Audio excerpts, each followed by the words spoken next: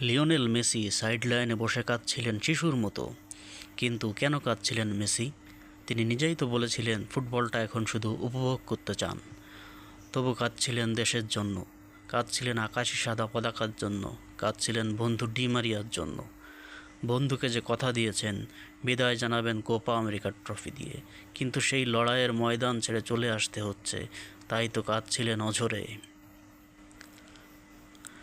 এমনটা হয়নি কখনো। দলের প্রয়োজনের মুহূর্তেও দলকে সামনে থেকে নেতৃত্ব দিয়েছেন, দলকে উৎসাহ জুগিয়েছেন, আবার দলের বিজয়ের মুহূর্ত উপভোগ করেছেন সবার মধ্যমণি হয়ে। তাই সাইডলাইনে বসে দলের জয় পরাজয় দেখাটা মেনে নিতে পারছিলেন না কিছুতেই। তাই তো কেঁদেই চলেছিলেন তিনি।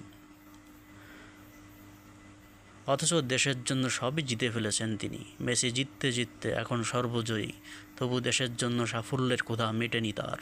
তাই তো মেসি নিজে কাঁদেন, সবাইকে কাঁদান। ঘটনার সূত্রপাত প্রথমার্ধের শেষের দিকে।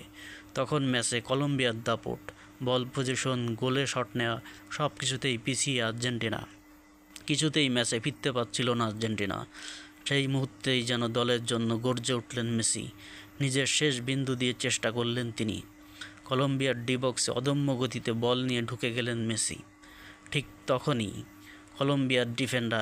কলম্বিয়ার সাইডলাইনে মেসিকে রাফ ট্যাকেল করলেন। তখন মেসি পড়ে গিয়ে ব্যথায় কাতরাতে থাকেন। সেখানেই থামতে পারত মেসির ফাইনাল ম্যাচের যাত্রা, কিন্তু দেশের জন্য তিনি আবারও উঠে দাঁড়িয়েছেন। কিন্তু বিরতির পর পিছলে পড়ে ওই ডান পায়ে আবার ব্যথা পান মেসি। এবার ছাড়তে হলো মাঠ।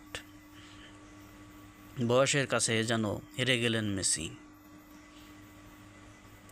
তবে হারেনি মেসির দেশের প্রতি ভালোবাসা, হারেনি বন্ধু ডি মারিয়ার প্রতি ভালোবাসা। মেসির ওই দু চোখ দিয়ে বেয়ে পড়া অশ্রু সেগুলোরই যেন প্রমাণ দিচ্ছে। দর্শক, এরকম আরও খবর পেতে সাবস্ক্রাইব করুন আমাদের চ্যানেলটি।